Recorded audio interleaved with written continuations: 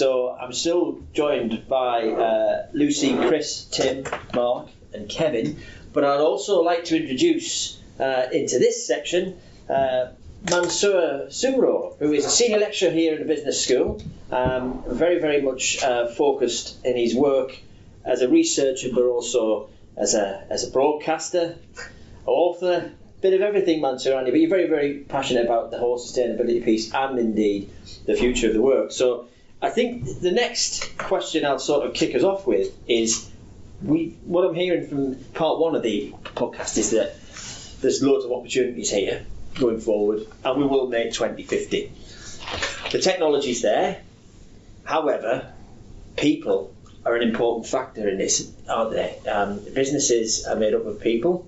So, what does the industry need in terms of skills and resource to achieve what it needs to achieve by 2050? I don't know, Mark, you want to just maybe kick us off a little bit on that, given you're a recruiter? Yeah, I think the market's been difficult the last few years solely because there's a massive skill shortage. Yeah. We're mentioning here about all the change within manufacturing, engineering, which is brilliant. The UK is and still needs to be a powerhouse, but we need to try to find more engineers in this country. It's as simple as that. I think I read yesterday I think we need to produce 182,000 engineers a year, and there's about 70,000 shortfall. And for me, that gap is going to get even bigger and bigger. So look, there's loads of things we can debate. How can schools help? How can colleges help? How can FE, HE? But ultimately, there is a big problem, and I've seen it get worse and worse, probably for the last 9 to 12 months, I would say. So there's a massive skill shortage. A skill shortage in terms of engineering? And it's a skill shortage engineering, and I think Industry 4.0 is coming, which is fantastic. Automation, innovation, we will be the forefront, which on one hand is massively positive now. I walk around factories every day, and some of the stuff coming into factories now is incredible. Robotics, etc. And I think there's still a fear factor that robots are coming, they're going to come and steal our jobs, that side to it. And look, for me, there's going to be a massive change over the next 5, 10, 15 years. It's just going to change manufacturing engineering. It's not going to replace people, it's just the skills are changing. And we need to adapt to that as quickly as we can do and make sure we are creating skilled people. I think I read the other week that young people now are influenced by the age of 5 to 7 in terms of what they're actually going to do later on in life, which is incredible if you think about it, but it makes perfect sense.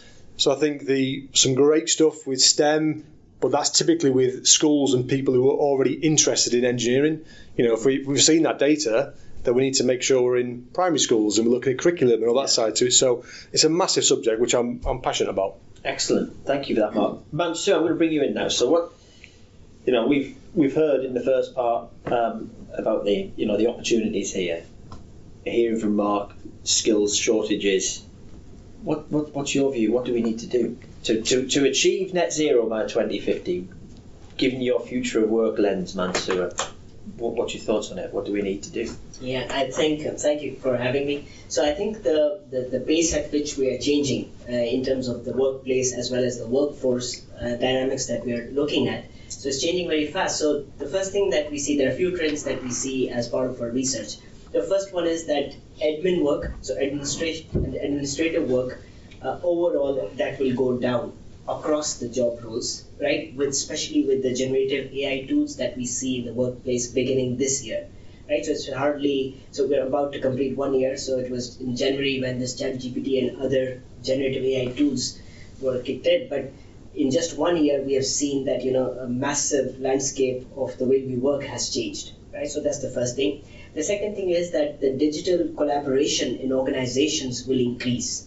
So even if you as an organization, one organization was fantastic in terms of digital literacy and using digital technologies, Industry 4.0 as Mark mentioned, so you may be already upbeat in terms of that, but the curve from here will be absolutely vertical as we move on. So the second thing is that the digital collaboration will increase, apart from the admin work that will go down. The third perspective is that the flexible working patterns, those will be the norm.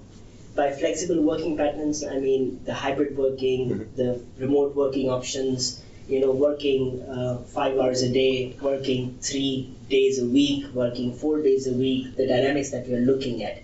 And one of the big reasons for that is that technology is saving us time.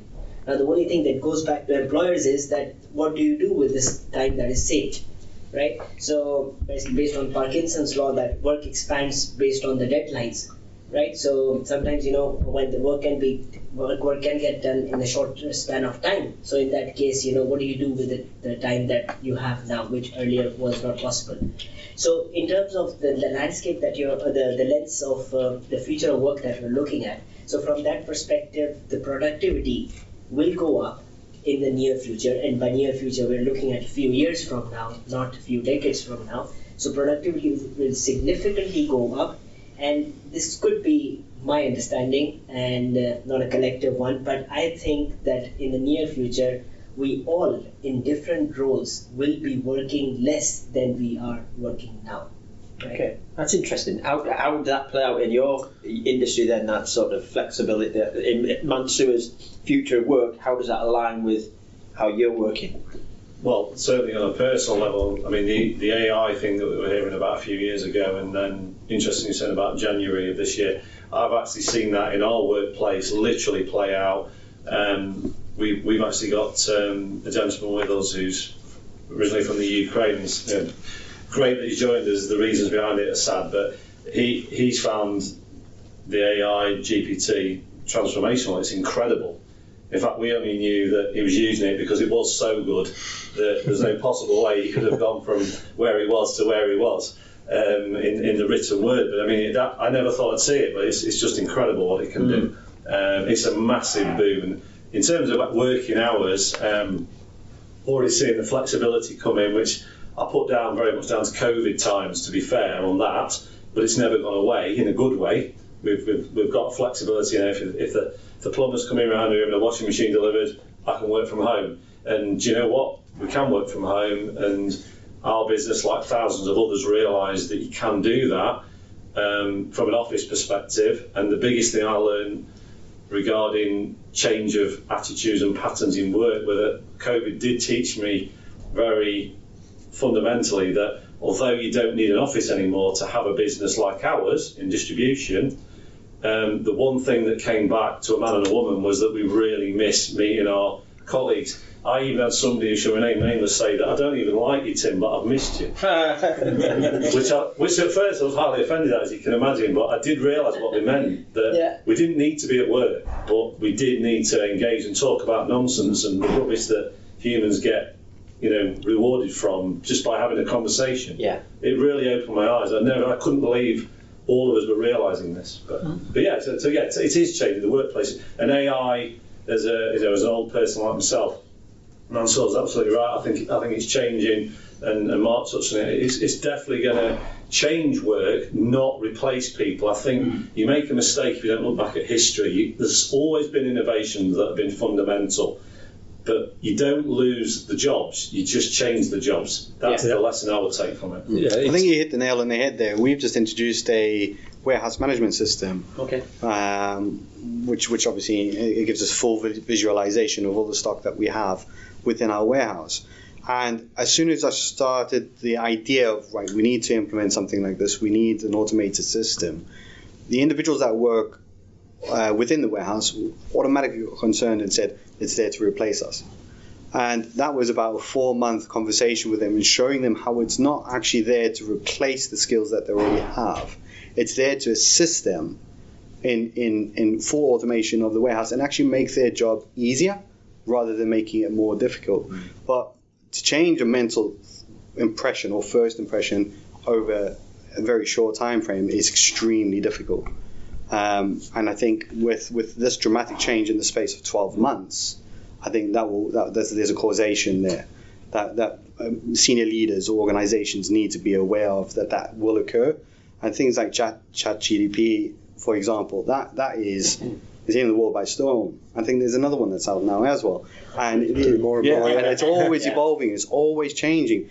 But what is important is the human input into an AI to get the outcome that you want. Yeah. It's not AI that is there It can do everything you want, but if you don't know what you're asking, You haven't programmed it. It's working with them. I was at NIFCO the other week, which is one of the biggest manufacturers in Teesside.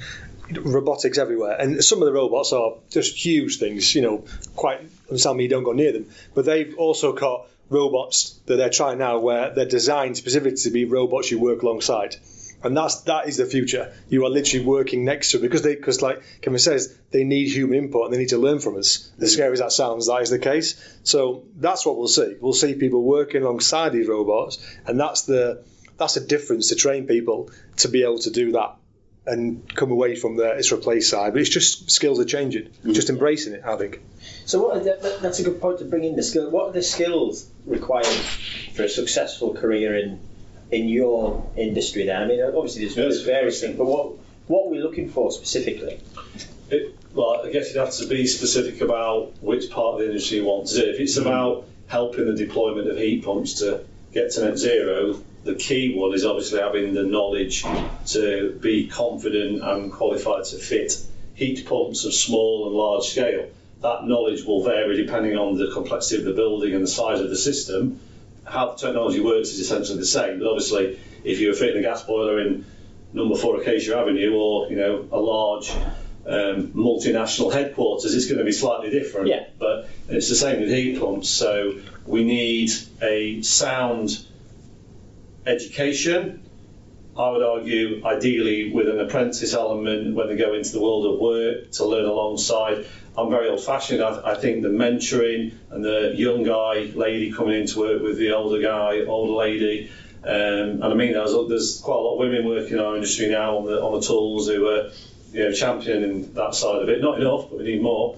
But if you bring that element in, you get the best of both worlds because you've got that nice transition of passing skills on, but you're also boosting that workforce, and you can uptake the number of people's much quicker.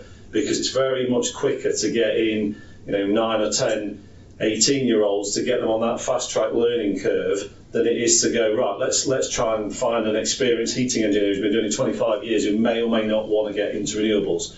They might have bags of experience. They're going to be much harder to, get on the mindset for renewables, and they're going to be much harder to shift and far, far more expensive to shift away. So if you can get youth coming through, you'll get all the benefits financially, being cynical, but it's a real cost of a business, but also you'll get that upscale of people to physically go and fit them. Because we're already producing far more heat pumps than we need to fit at the moment, but we haven't got the people to do the scale.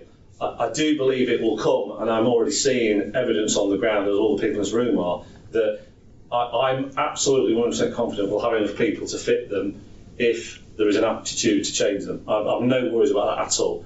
It's there in history that we always adapt to what market forces want. So apprenticeships, you think, are a good way forward? Yeah, as a general term, absolutely. Yeah. Absolutely, yeah. Yeah, I do think that's the bottleneck. We can use technology as a company to get the process, to get the heat pump on site to start the install, but for the actual install, we need physical hands and we need physically good trained hands to do that right. Otherwise, the fallback is it's just another install that hasn't been done correctly, and that's damaging for the industry. Yeah.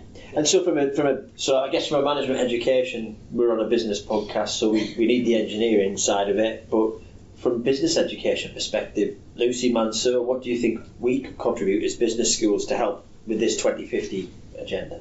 Yeah, I think from a talent and skills perspective, just touching on a few things, Tim, that you said there, we're looking at kind of 2 challenges. One is the recruitment of staff, so your recruitment of apprentices and kind of coming through that channel, so working with local colleges, training providers, and then you've also got the retention of staff. So those are 2 big issues for businesses at the moment. So looking at retention of staff, so kind of supporting your workforce, engaging your employees. Myself and also Kevin are both studying at Teesside University on the Senior Leader Apprenticeship, and that is a fantastic way to upskill your current workforce and also give them the kind of knowledge and skills to be able to work within your organisation. So definitely in terms of apprenticeships, we're looking at kind of supporting with those skill gaps and obviously support with recruitment as well. I mean, that's a big thing, isn't it? Well, just coming back to what we talked about in part 1 of the podcast, how do we educate the senior people within an organisation, the decision makers, onto this agenda, to move to renewables, to get, and then as you said, Tim, you get one big brand doing it and everyone follows. Yeah. So I think there's a role, Mansoor, for business schools here specifically to sort of educate the next generation of leaders to be thinking responsibly, sustainably, and to be able to go and realise that they may go work in an organisation, and yes, their role might be to lead, to make sure that the organisation is competitive, it turns a good profit, shareholders are valued, all of those things. However, that they've got a role to play in the societal challenges as well, so the sustainable development goals and things. That's the next generation of leader for me. Now, we've got some out there already, but I think business schools have got a role to play. And we're a signatory of the United Nations Principles for Responsible Management Education, one of about 850 business schools globally, right? That seems like a lot, doesn't it? But when you put it into context, there are over 15,000 management education establishments across the globe. It's still a small proportion who've signed up to Prime, and we are basically committed to sustainability, sustainable development goals, responsible leadership by being a signatory to Prime. So I very much think there's a lot of business schools that maybe aren't part of that agenda yet, or maybe play lip service to it. I still think there's a heck of a lot of work to do. But Mansoor, what's your thoughts on the role of the business school in this? Yeah, I think there's a great need for industry academia linkage, especially with the issues that we're talking about, right? So you talked about skills and your coordination with colleges and the apprenticeship programs and stuff, right? So in terms of skilling, right? So as you both said that in terms of skilling, the technology will take care of the technical bit. Yeah, and as you said, Mark, that human-machine collaboration, right? So that will continue to increase, right? So that's fine. I think in terms of skilling, Noel, the skills that will be in key demand, and that goes for technical backgrounds as well as non-technical backgrounds, engineering backgrounds, non-engineering backgrounds, is the softer side of skills, right? Which is the soft skills. So when I talk about soft skills like creativity, problem solving. Yes. So technology will improve significantly, and it will change the way we work in terms of the technical domain insights. But the point is that as humans, when we work behind the machines, or machines work behind us, whichever way. But the point is that how can we reskill or upskill ourselves in terms of soft skills like critical thinking, problem solving, Those are things that I think they are underrated, so they have significant importance. Just on that note, when you're talking about AI, this is a conversation that we were having with the team yesterday, right? So, for example, in terms of recruitment, as you mentioned, and this is not something that we're talking about in the future. This is the conversation I recall from yesterday, that we were academics. We were talking on this floor yesterday that. Very soon, AI chatbots will be taking interviews. So in terms of recruitment, that's what we're doing. And as we are talking about this, there are 3 companies that we identified. They're already doing it here in the UK and in the last 3 quarters, and they have published some results as well. Now, to that angle, when we look at it, so there are 2 dimensions that we're looking at it. That, for example, if AI chatbot takes an interview, so if I'm the candidate, how do I impress a bot? Or in other words, how do I impress an algorithm, right? That changes the whole dynamics we have been talking as in business schools. We talk about preparing candidates to make them future ready, but the game, the ground has changed, right? Yeah. So first of all, we have to change, right? Academics, right, on our side, as we are preparing future leaders, and then there's a significant contribution on your side that when you see these skills and these all these things at display. So then what is it that we're looking at, and then what is the right match between academia and business schools? So back to the point, yes, it's a fantastic landscape that we're looking at, and business schools have a key role to play in this. And this whole thing about productivity, can AI be my co-pilot, right? So for example, can it handle my calls? Can it attend my meetings on my behalf instead of me sitting here and say exactly what I would have said if I was in this position? I think those are the kind of questions that we are looking at in terms of research, and those are the challenges that we also hear from organizations, that they are also looking for answers on those questions. I think, sorry if I don't mind dwelling in, I think the upskilling side of what you mentioned now, especially in the usage of AI to assist and us increasing our soft skills, is good. and it is very positive. But if we're improving our soft skills but not improving alternative skills that AI is going to take it, are we truly improving the skills of an individual, or are we maintaining the same? Because we'll be losing skills that would be generally given as a norm. I was fortunate as well as unfortunate growing up in a third world country, so I know how to check the oil in my car, I know how to check gaskets, I know how to check spark plugs, I know how to change a plug. Where I have a conversation with my logistics coordinator at Go Geothermal, and his son is maybe, I think it was 6 years younger than me, and he doesn't know how to do that. So that's the difficulty there. So are those skills that are known important, or as important as what soft skills will do, as an AI will do as a function for yourself? Are you really improving an individual? That's a good point. In a general scheme of things, and I may be wrong, again, we are making predictions as we're talking about, and we are making projections and extrapolations here, right? But as I see, there are two sides to this. One is, can I be a good generalist?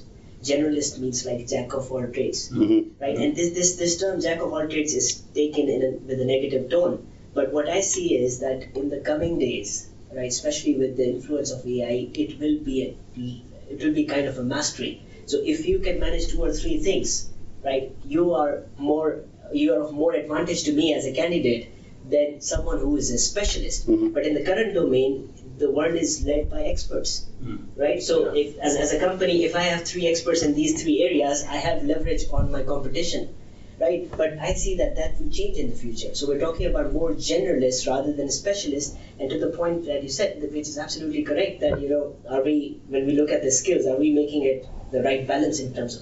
So I think it's a healthy tension between that. Yeah. And I'm excited to see how it will. I think specialism is still very important. So if we're doing installation of a heat pump, we need somebody that is a specialist and knows exactly what they're doing.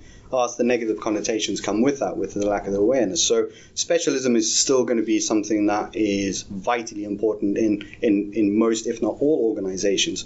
But as my role, and I can speak personally myself as an operational manager, I've got fingers in many pies, and I need to be able to adapt and change at the drop of a hat, depending on who I'm talking to or what operation I'm trying to change.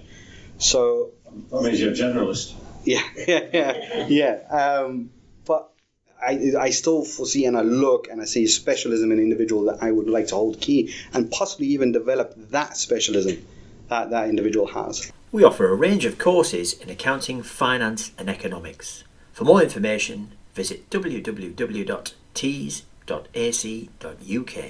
There's just a little sort of prompt here that kind of links to what we're talking about. We're talking about the impact of AI and how it's going to shift things, not necessarily remove people from jobs, but it's going to create new opportunities. So I guess it's my question to whoever wants to jump in first, but specifically for the renewables world, what jobs have we got next 5, 10, 15 years? If you could future gaze, what have we got based on how AI is coming in, based on the tech? Yeah. I mean, again, we'll all have similar and different answers, but the obvious one that gets mentioned all the time constantly is the physical installing of the products and technology, so the hands-on in conjunction with all sorts of technologies, but a physical person on that site doing what they need to do. That's definitely something that's growing exponentially for sure. Also, if you think of the points already raised about lack of awareness, we need good communicators, whether that be in general sales communicators. We need to get customers very much more aware of what we can do and what technologies are already here and will be coming up. In terms of technology, absolutely, like any industry, and renewables is the same, they're embracing AI and other technologies, so we're going to have lots of roles on the tech side because, for example, AI is already doing it. You've got systems where you've got a heat pump installed in Darlington, it's talking to one down in Aylesbury because it knows the weather's going to be this. It works out in a nanosecond that on the last 200 years of climate data, the most likely weather you're going to get in 4 hours' time is this, so it'll adjust the building. That's how good technology is now. It's telling this heat pump down there what to do. It's not a question of Doris gets up out of the armchair and puts the heating up a little bit. those are long gone. That's what renewables does now. That's been around for years. It's just getting better and better. So, I mean, it's difficult to exaggerate just how good the technology is now. And that's before you get into the same technology that's removing, carbon dioxide from the air and making sure the oxygen levels are right in the building so you can concentrate better. There's so much technology all linked in with renewables. So it's really exciting what can be done. So yeah, I'd say most areas, whether you're techie, hands-on, whether you want to be office-based, out in the field, all these roles are coming. Mm-hmm. And, where I get really disappointed with further education, if you like, as somebody who's the least qualified in the room, without a shadow of a doubt to talk about it, I came from a school experience which was wholly uninspirational, wholly disappointing, massively let me down and lots of students within my school, because schools very much geared up, even then, going back all the way back to the 80s, that it's down to a certain type of criteria, and if you don't tick that box or meet that criteria, and it's even more so arguably now, you're out of there. Mm. And then when you go to careers advice, in inverted commas, I mean, that's just beyond belief. I can only hope 40 years later it's a lot better. But, this is where we fail so badly in this country in terms of, I've travelled a lot with my business into Europe, particularly Germany, Scandinavia, where a lot of the heat technology come from. And it's always eye-opening to see how they collaborate with education, and they get in really early. They'll unashamedly go and sponsor a tech block, not in the American way, but in the European way of we'll support and we'll guide and we'll make you want to come and be this person that does this. Because do you know what? Since the age of 12, you've been tinkering around in a training room with heat pumps. So when you're 16, it's like, oh, no, that does, no problem. Yeah. You do that over here, it's like, you can't influence education like that. Yeah, there's no room in the curriculum. Well, there's no room, Well, if you look at... Even though it'll give you a job that'll pay, in London, for example, a six-figure salary for you getting your hands dirty, fixing a heat pump. Contribute to the massively to the economy in so doing as well. Massively. It's how I've got nothing but contact from my school days, to be honest. So I hope this is great. Shortage of, like you just said, field engineers, but the other thing where we see the jobs potentially coming from is on an academic scale is what is the next best technology. We did some work with Durham University and they were sent a challenge of what is the next solar panel, what's the next heat pump, how can we embrace and really rebuild the next technologies that we can use in the renewable market. So there's an opportunity for academics to go into that side. What is next in terms of not fossil fuel. Potential spotting, exactly. So we're a bit horizon scanning. Mark, you were coming. Well, I think that links in with both here in terms of schools and colleges need to create curriculums or courses which are going to future-proof the economy and the jobs to go with it. Because I completely agree with the curriculum. There's nothing there now. I mean, there's even secondary schools. There's design technology, and you're building bird boxes. Do you know what I mean? You're nowhere near, and that hasn't changed for years and years and years. The best UK is still built on amazing innovators, entrepreneurs, and designers, and we're not harnessing that passion from an early age. I just think we're ticking boxes because everything is designed to pass an exam. Totally agree with that. And if you look at further education, I've got a degree, and it was the best years of my life. Going to go to university, I would recommend it for different reasons. Perhaps some. I don't think it's necessarily the route you should definitely go down now to get the best job, unless it's a very specific niche job you want to get to. But for me, there's a lot of generic degrees that don't necessarily lead to something specific. So I think going to university now is a very different option based on I didn't come out with a 30 grand debt. And I think that's why I'm now seeing grads when we're recruiting going, I need 40 grand basic. And I get it completely because they're coming out with a massive debt, which we didn't come out with. So I can completely understand it. But I think if there were more courses which were specific to engineering, for example, and part of that there was a big experience. They were working with lights geothermal for a year, and when they came out, there's a job to go to. That for me future-proofs the UK economy because we're actually building people who are going to be creating jobs for them instead of just leaving them to fend for themselves. Where last stats I saw, 3 out of 10 graduates within 15 months going to university didn't have what you class as a skill in terms of the job they wanted or a job over X amount of salary, which is disheartening because these people are working hard for years and years to get where they want to be. Because as I say, I fly the flag for further education because I was in it and it was the best years of my life. But I also fly the flag for apprenticeships because I think it's horses for courses, but it is a tremendous route to go down. Where you're going to get paid when you probably, if you're a young apprentice, not all are, but you're going to get paid whilst you're living at home. You got some cash there, but you learn a trade, learn a skill. Because there's no doubt about it, AI, all this stuff is brilliant. We're going to work with it, but if you're going to be a heat pump engineer, which we're in need of, AI can't do that in terms of the manual basis. So we need to create those to be able to get to the sort of net, all this sort of by 2050, all we're talking about. So there's also a silver bullet approach where we just need to go, what do we need? How do we get there? How do we create courses? I think I saw, Teesside College, and is it 2.5 million they've got into the local area now for all these green technology, which is brilliant. So the government are doing things.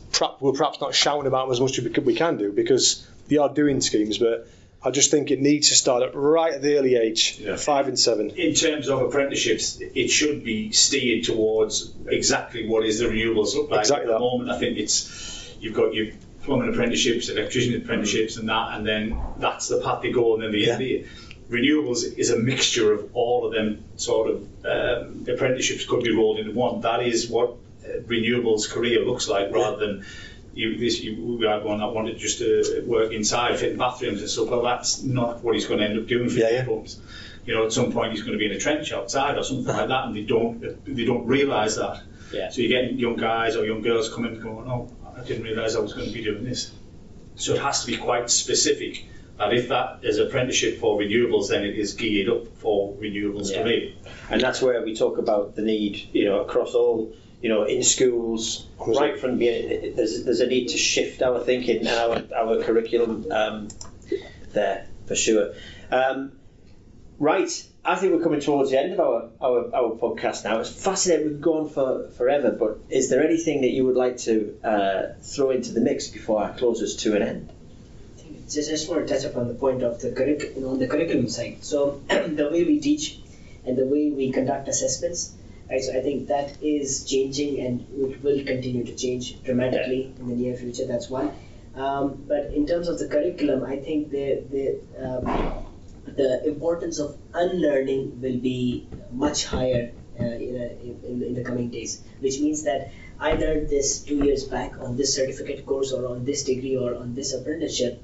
And we as humans, we get fixated. Okay, this is what I do, this is how I do it, and this is how it works in my company, this is how it works here in this part of the world, right? So I think that fixation, that to unlearn that, to let it loose, that is going to be a key skill in across all domains, right? And it's not easy to do it. So as we grow, right? So that tendency gets, that okay, I know more, and I have done this, I've seen this, I've met so many people, so it gets more and more firm. So I think one of the key skills, and that's a responsibility on us as well in terms of the offerings that we have as we are preparing future leaders, is that how can we build this capability or competency in candidates that they can unlearn things fast, right? In other words, the fail fast approach, right? So try it, doesn't work, move on. So the exit strategy. The thing is, the curriculum will change, and because everything around the world is changing so quickly now,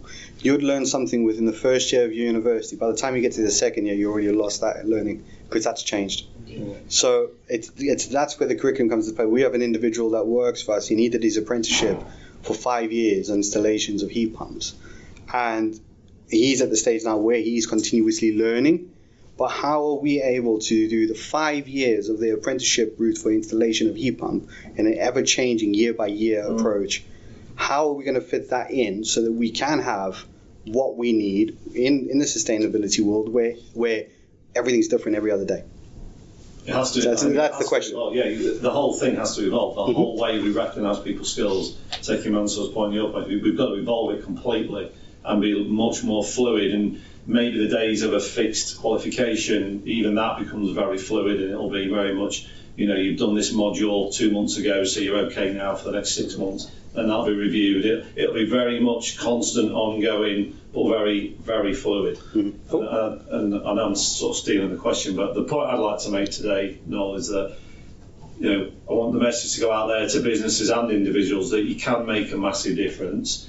there's very, very little can't be decarbonised in terms of building infrastructure, whether you be a factory, a house, a small office block, whatever it is, we can heat it, we can cool it. We've got that technology now, and bring it on in terms of inquiries for the industry. We've got plenty of capability as we sit now, and it's getting bigger all the time. So the naysayers, the negativity, don't need to listen to it. We can do a lot now, and I can tell you, hand on heart, it's very, very rarely do we have to say, I'm sorry, we can't help you today. Obviously, if you're a farm building in Cumbria with no roof, you are a bit limited, but you could be with a gas boiler as well. Yeah, so exactly. That's the message I want to get across. Brilliant. Can I just say as well that companies have got a massive opportunity, because one of the biggest things we get asked now from people, which we never ever got asked, is what's their stance on sustainability? How sustainable are they? What's their plan? So actually, young people now actually really care. They actually care. This isn't tick boxing. They actually care. So companies doing something about their sustainability and ESG, it's good business. It's good business, and it means they can grow more, they can retain more staff, and they can be part of something massive. So this is no longer ticking boxes. This is now something really powerful. Exactly. And on that note, I think that draws us to a close. The future is bright. There's going to be a lot of changes in this space. So I think we probably need to do another podcast in another 12, 18 months and see what's updated. But thank you so much to Lucy, Chris, Tim, Mark and Kevin and Mansoor for a wonderful discussion. Thank you. Thank you so much. Thanks all. Thanks.